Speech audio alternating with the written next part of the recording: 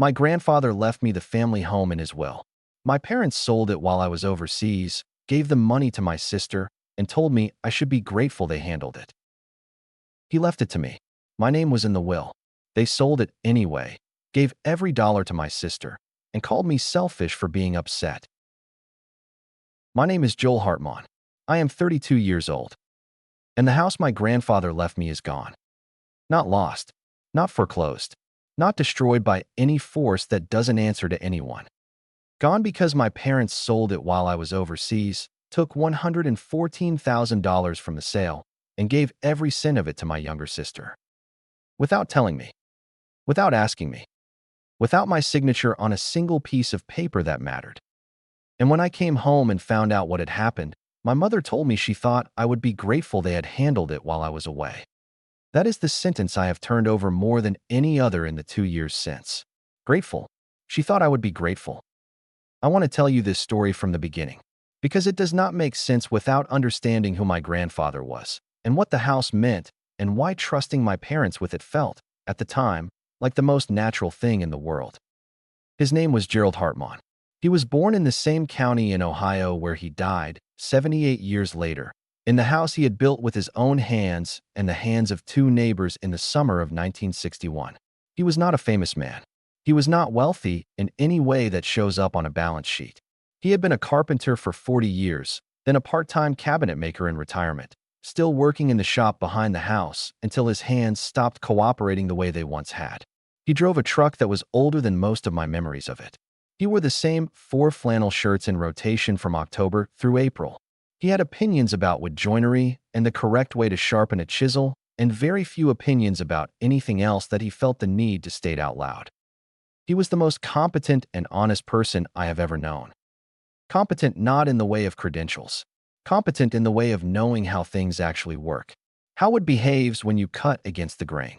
How a foundation settles over decades, and what that settling means for the frames of the doors. How to read the color of an evening sky and know whether rain was coming.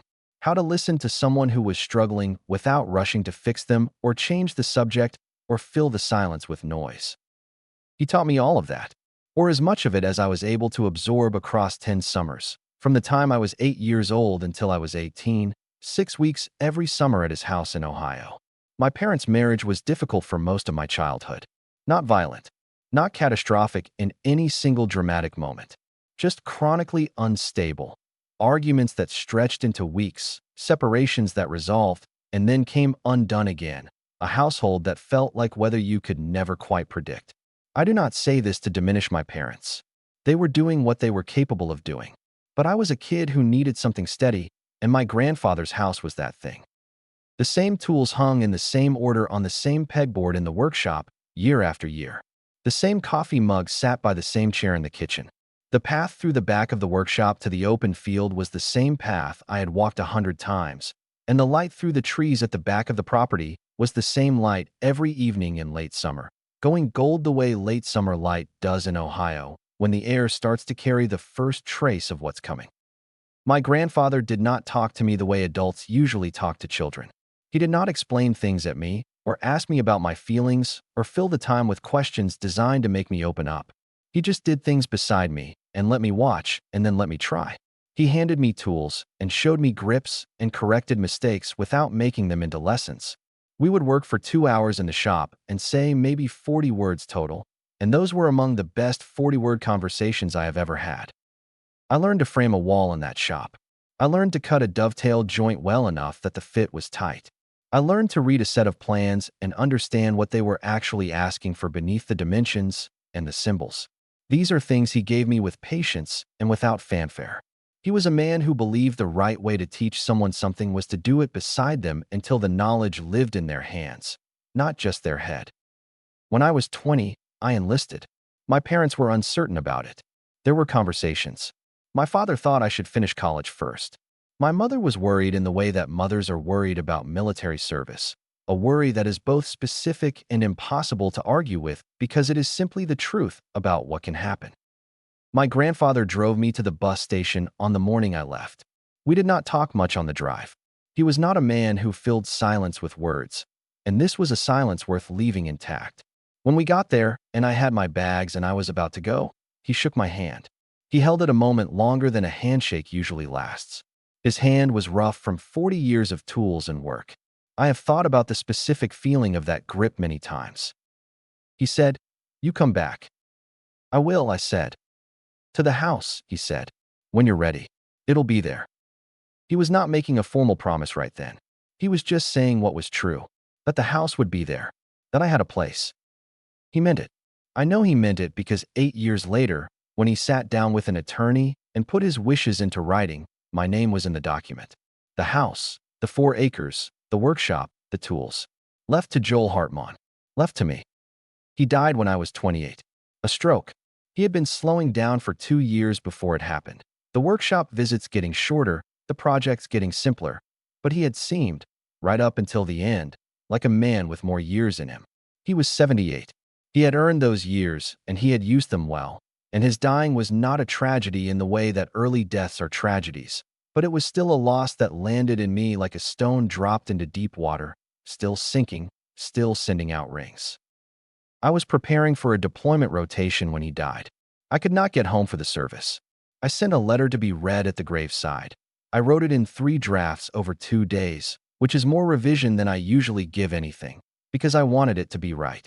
My parents attended the service, and my sister Kayla, and a collection of his neighbors and the men he had worked with over the decades, people I knew mostly by name from the stories he had told. He was well-liked in the county the way men of his kind are well-liked. Not celebrated, not prominent, but genuinely respected by everyone who had dealt with him honestly.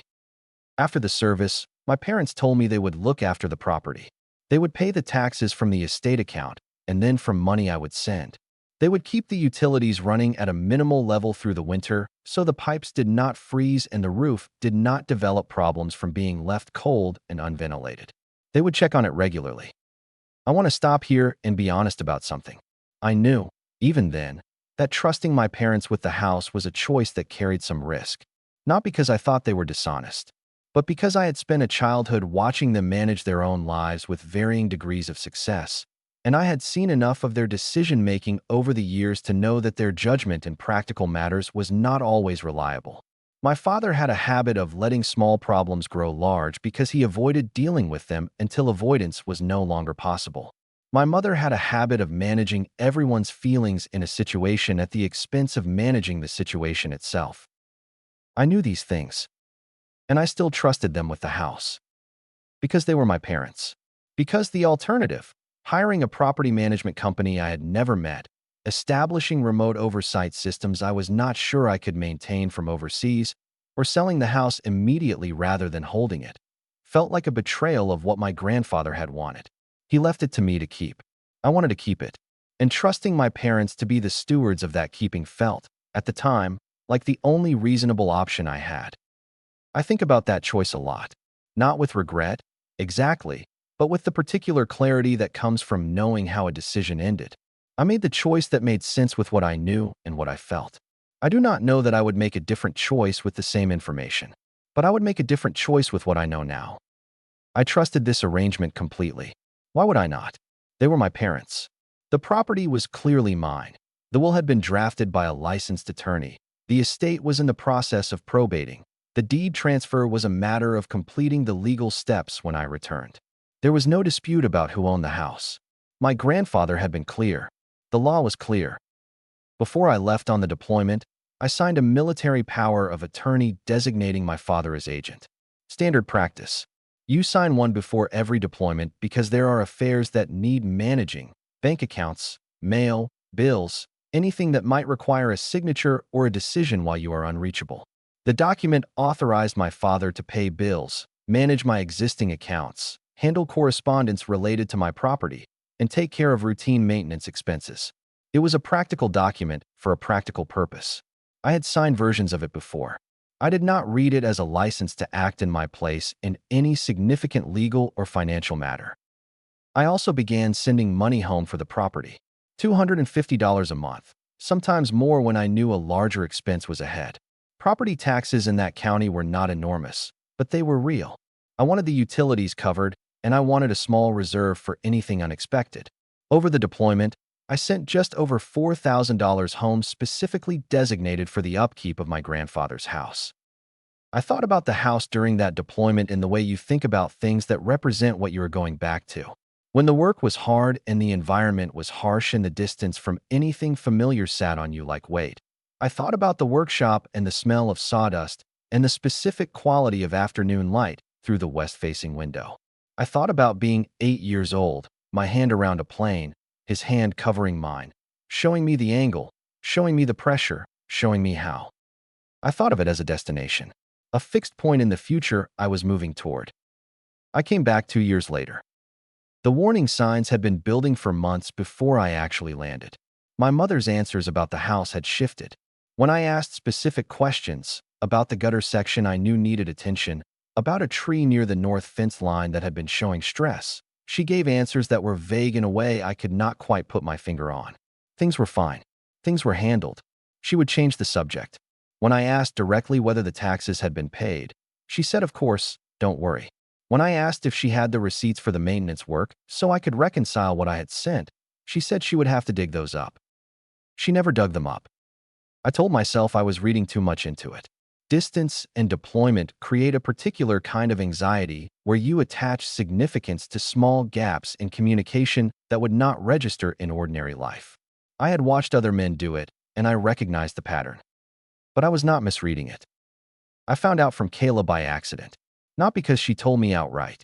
I called her when I was 2 weeks from coming home, excited in the low-key way I allowed myself to be excited, asking whether she was still in Cleveland. She said no, she was in Phoenix now. New apartment. Had been there about 8 months. Things were really turning around. She sounded genuinely lighter than I had heard her sound in years. She mentioned that Mom and Dad had really come through for her. She said it with warmth and relief. She said she knew it had been a hard time for everyone, but that she was grateful. She did not mention the house. I hung up and called my mother. I asked her directly, what happened to my grandfather's house? The pause before she answered told me what I needed to know. It was not a thinking pause. It was a preparing pause. The difference is audible if you know someone well enough, and I had been listening to my mother prepare to say difficult things my entire life. Then she said, "We sold it." 2 words. I sat completely still and let them land. "We sold it," I said back to her. "Joel, the house was empty. You were overseas and you weren't going to be back for a long time, and the taxes were coming due and there were repairs piling up." "How long has it been sold?" I said. Another pause. 8 months. 8 months. The house had been sold 8 months before I came home. For 8 months, I had been sending her messages asking vague questions about the property while she answered them vaguely. And the house had been sold, the closing had been done, the money had been moved, and not once in 8 months had anyone thought to tell me. 8 months, I said. "Joel, please. You had 8 months to tell me. We didn't want to upset you while you were deployed. You didn't want to tell me because you knew I would say no," I said. "That is the actual reason." She did not argue with that. "Kayla was in a real crisis," she said instead. You know, she had been struggling. The debt had gotten serious. There was the medical situation, and she had nowhere else to turn. That house was mine. My grandfather left it to me. It was in his will, which both of you were present for the reading of. It was mine. Your father looked into the power of attorney and was told it covered. It did not cover selling my property. That is not what I signed. That document was for paying bills. For routine account management. I signed it so you could keep the lights on and pay the property taxes.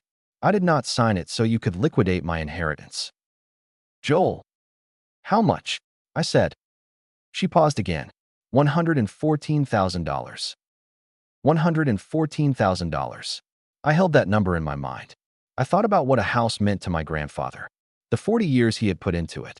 The way he had maintained every system, repaired every problem, kept everything functioning with the kind of steady attention that most people reserve for things they consider truly important. He had loved that house the way people love things they built. And it had sold for $114,000, and none of it was mine. "Where's the $4,000 I sent for the upkeep?" I said. A longer pause than any that had come before. "That went to family expenses," she said. "There were a lot of costs that year." "Family expenses." For $1,000 I had sent specifically for one specific property, with specific notes on the transfers, absorbed into a general category that means nothing and explains nothing and does not require any accounting, because its very vagueness forecloses the question. I want you to hear me say this, I said. Not as an accusation, just as a fact. You sold my grandfather's house. You gave the money to Kayla without telling me. You used money I sent for that house for other things. And you did all of it without asking me, without telling me, and without my consent. That is what happened. I need you to hear me say that clearly before this conversation goes anywhere else. My mother was quiet for a moment. I could hear her breathing. I waited. Then she said, "We thought you would be grateful. We thought you would understand that Kayla needed it, and you would be glad we handled it while you were away." I hung up. I hired a lawyer. His name was Robert Kane. He worked out of Columbus and came recommended through a veterans legal network.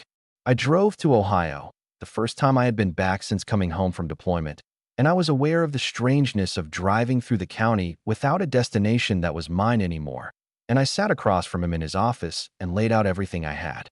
The original will, the estate probate documents, the power of attorney I had signed, the sale records from the county recorder's office, which I had requested and received, and which showed my parents' names on the closing documents and a closing date in February of the year before I came home. The bank statements showing every transfer I had made home, each one marked with a note referencing the property.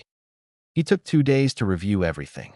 When he called me back, he was honest in the direct way that good lawyers are when they know the news is not what you came in hoping to hear. The power of attorney I had signed had a problem. The language in several sections was broader than I had intended, and the specific sections did not contain an explicit prohibition on real estate transactions. A defense attorney, he told me, could argue that the authorization was general enough to cover the sale. Whether a court would accept that argument was uncertain. It would depend heavily on the judge, the jurisdiction, and how convincingly my intent in signing could be established. My intent was clearly not to authorize a property sale, but intent is harder to prove than language, and language is what courts read. The sale itself could not be unwound. The buyer had purchased in good faith. The title was clear. The property was legally conveyed. The money was long gone. What remained possible was a civil claim against my parents for breach of fiduciary duty, for exceeding the scope of the authorization, and for misappropriating funds I had specifically designated for the property. It was not a frivolous case. Robert was clear about that. But it would take years. It would cost money I did not have in reserve for litigation. And at the end of it, even in a favorable outcome, I would be suing my own parents in open court, in the same county where my grandfather had lived and been respected, in front of a judge who would hear both sides and make a ruling that could go either way. I sat across from him for a moment after he finished. "What would you do?" I asked him. He was quiet. He straightened a paper on his desk. Then he said, "That is not a legal question, and I am only equipped to answer legal questions." It was the right answer. And it was useless, in the way that right answers often are when what you actually need is someone to tell you what to do. I drove back to Denver. I have thought about what it would have cost to pursue the case. Not only in dollars, though the dollars were real. I have thought about what it would mean to stand in a courtroom in Ohio and describe, under oath, what my parents did. To have them stand there and describe their reasoning. To subject my grandfather's name and his wishes and the house he built to the adversarial machinery of civil litigation. To make every family member and every neighbor and every person who had known Gerald Hartmann into a potential witness or a potential spectator to a case that would not end in anyone getting what they actually wanted. I made the practical decision. What I could not do, what I was not willing to do, was make the other practical decision, which was to absorb what had happened and call it acceptable and go back to the family relationships as though the ground beneath them had not fundamentally shifted. I want to be honest about what was actually lost here. Not the money. $114,000 is a real sum, and it would have made a real difference in my life. It would have been the down payment on property of my own, the kind of physical foundation I had been working toward and that my grandfather wanted me to have. That loss is real. But the money is not what I grieve when I think about the house. What I grieve is the workshop, the specific smell of it, sawdust and linseed oil, and the faint metallic note of steel tools that have been used and maintained and used again for decades. The pegboard where the tools hung in the same order they had always hung, each one in its place, because my grandfather believed that the right place for a thing was the place you could find it without looking. The bench he built himself, scarred from 40 years of work, the surface worn smooth in the areas where his hands most often rested. I grieved the field behind the shop where the grass grew long near the tree line and where I used to walk in the late afternoon when we had been working for hours and needed air. I grieved the kitchen where the same coffee mug sat by the same chair and where dinner was always something simple and good and exactly what you needed. I grieved the porch where I sat on the last evening of every summer, knowing the 6 weeks were almost over, trying to hold on to the specific quality of that place before I had to leave it and go back to whatever the rest of my year held. I grieved the idea of bringing someone there someday, a person I loved, children, maybe, if that is what life brings. I had thought about it, not in a detailed, concrete way, but in the way you think about something certain when you are young and things seem distant but not impossible. I thought about showing a child the same things he showed me. The grip on the plane, the difference between sanding with the grain and against it, the satisfaction of a joint that fits exactly right on the first try, which does not happen often, but when it does, is one of the cleanest feelings available to a person. That is what I cannot recover. That forward-looking thing. The house is a place with a future, not just a past. I grieve that more than the money. I have thought about what Robert said many times since. The rest is yours to decide. It was a sentence that put the weight exactly where it belonged, which was squarely on me. Not on him, not on the law, not on some external system that was going to make this right without my having to choose. The choice was mine, and I chose not to sue my parents. Not because what they did was acceptable, because the money I would spend to pursue it would cost more than I had, and because the outcome was uncertain, and because no court ruling was going to give me back the house, or give me back the $4,000, or give me back the specific feeling of standing in that workshop in the afternoon knowing it was mine. The legal remedy for what I had lost was not equal to what I had lost, so I made the practical decision. What I did not do was pretend that the practical decision meant everything was fine. I have not spoken to my parents since that phone call 2 years ago. My mother has written letters, more than I have counted, because I stopped counting after the first several. In the letters, she explains her reasoning. She describes the state Kayla was in, the debt accumulating across multiple cards and lenders, the medical bills from a hospitalization the previous winter that insurance had covered poorly, the back rent that had eventually resulted in her eviction, the particular kind of collapse that happens to a person when 3 or 4 bad things arrive in the same season and none of them can be addressed before the next one lands. And she is not wrong that it was serious. I do not doubt the severity of what Kayla faced. I was not present for it, but I believe what I am told about it. The letters are articulate and careful. My mother is an intelligent woman and she writes the way she thinks, which is in complete sentences with attention to nuance and qualification. She is not writing propaganda. She is writing what she actually believes, that the situation was genuinely desperate, that the options they could see in that moment were limited, that they had weighed the costs and made what felt like the best available decision, and that they hoped I would eventually be able to see the circumstances through their eyes. What is never in the letters is an acknowledgement that it was wrong. I want to be precise about this because I think it matters. Not wrong as in, we made a mistake and regret the outcome. Wrong as in, we did not have the right to do what we did, and we should not have done it, and we are sorry that we did it. Those are different statements. The first is about consequences. The second is about choices. The first says, this turned out poorly, and we wish it had gone differently. The second says, we were wrong to make this choice at all, regardless of how it turned out. Everything my mother has written me falls into the first category. The framing is always about difficulty and pressure and limited options and good intentions under hard circumstances. The framing is never about the fact that they took something that was not theirs to take. The framing never acknowledges that I had a right to be consulted that was deliberately bypassed, not accidentally overlooked.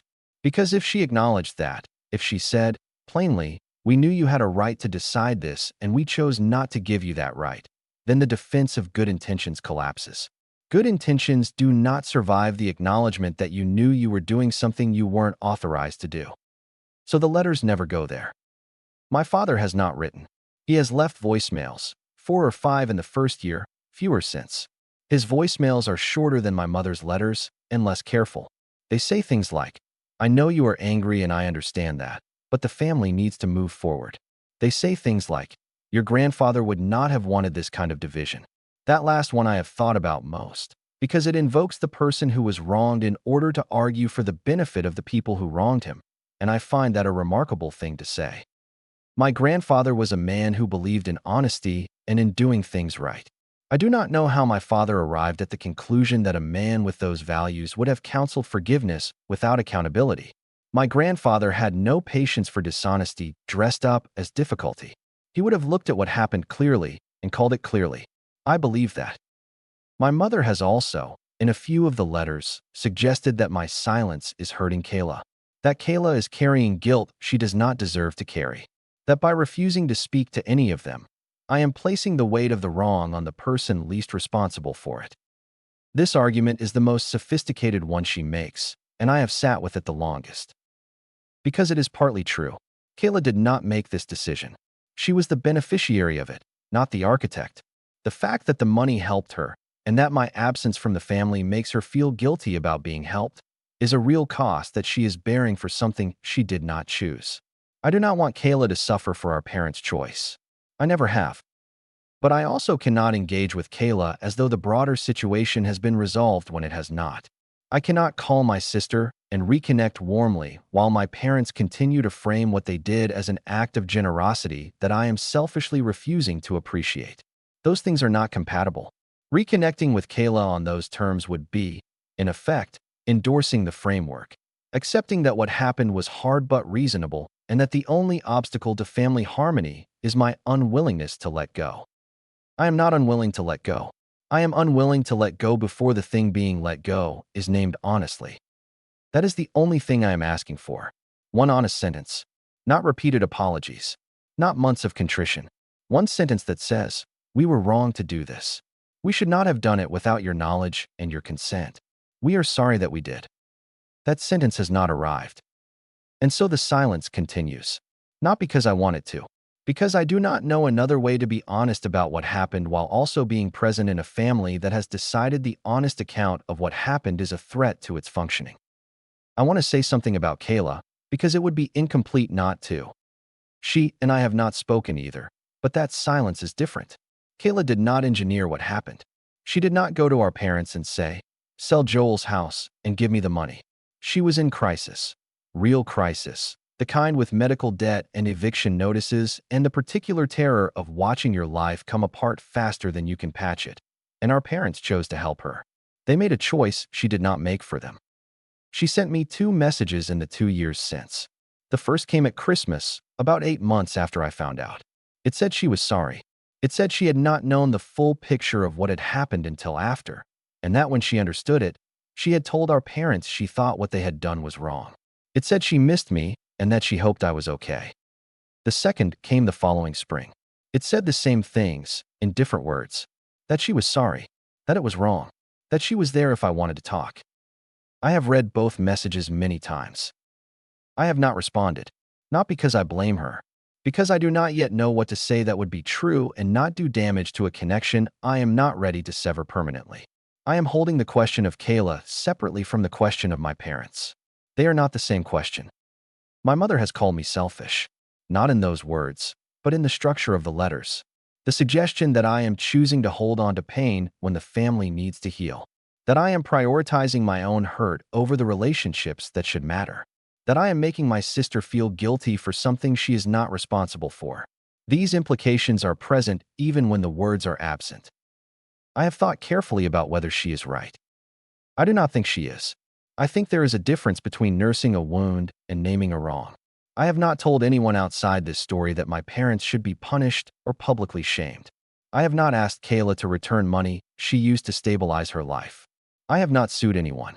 I have simply declined to re-enter a relationship on the terms being offered, which are that everything was done in good faith and should now be forgiven and set aside so that the family can go back to its normal operation.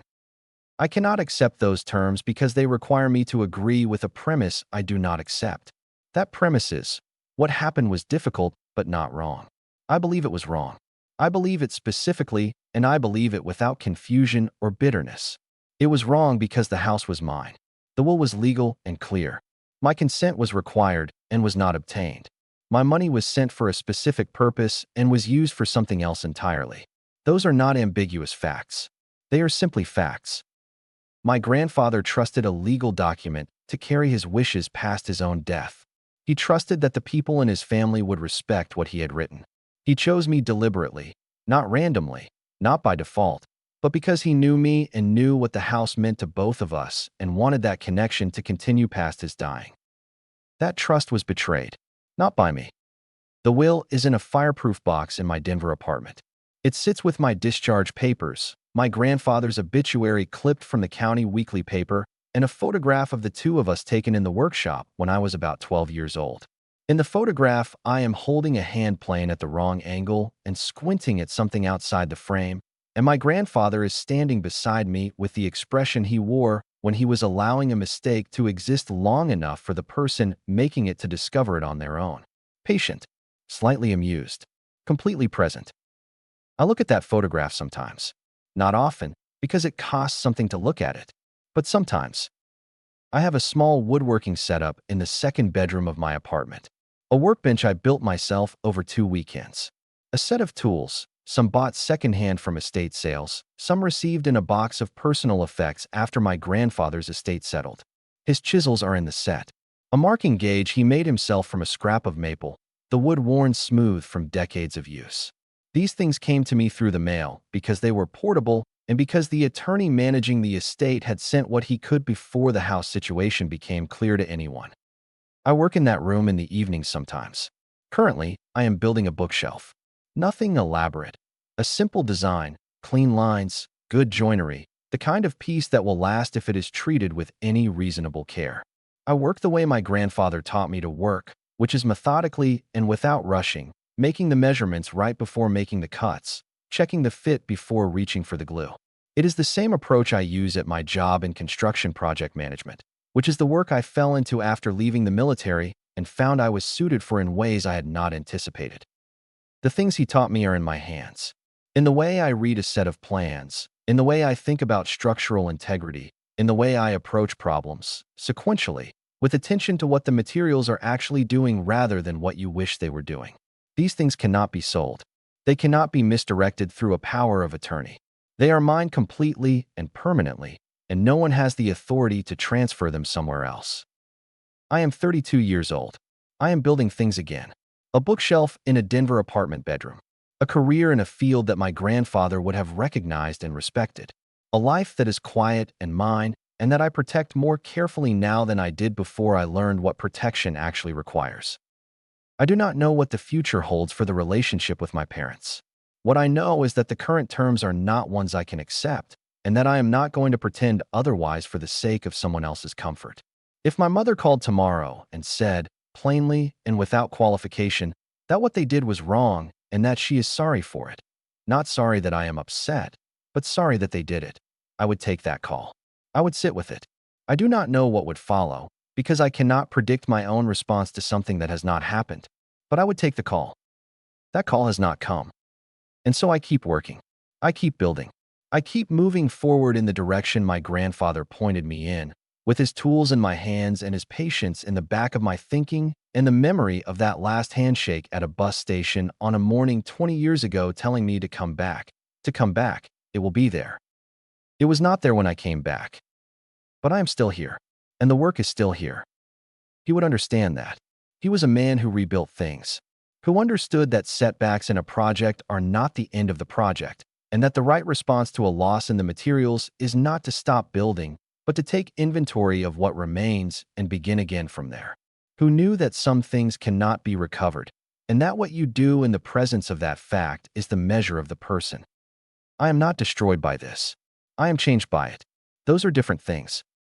I am more careful now about what I trust to other people. More careful about documents and their language and the space between what you intend and what you have actually authorized. More careful about the assumption that love means protection.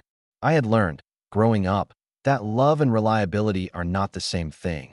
My parents loved me and were unreliable through most of my childhood. I had hoped that reliability might improve with time. It did not. My grandfather was both. He loved me, and he was reliable. He said the house would be there, and he meant it, and he did everything in his legal power to make it true. The failure was not his. The will still has his name on it. And mine. No sale, no transfer, no power of attorney can change what that document says about what he wanted and who he chose to give it to. The house is someone else's now, but the intention is still mine, preserved in ink on paper in a fireproof box in a city my grandfather never visited, kept by a man he would be proud of even if he could not see the workshop. I believe that. I hold on to it on the harder days, and on the ordinary ones too. Have you ever trusted your family to protect something precious while you were away, only to come home and find it taken? Have you ever had an inheritance used for someone else without your knowledge or consent? Have you ever been told you should be grateful for something done to you without your permission? Leave your story in the comments. Because what is left to you in a will is not a suggestion. It is a wish made binding. And the people who choose to override it, no matter how pressing the circumstances, are making a choice they do not have the right to make. If you believe that trust given to family should be honored, and that a man's name in a will means something that cannot be erased by someone else's decision, hit that like button and subscribe. Because he was overseas, serving, trusting, sending money home. And they sold what was his without asking him whether he was willing to let it go. He was not willing. He is still not. # My parents sold my inheritance.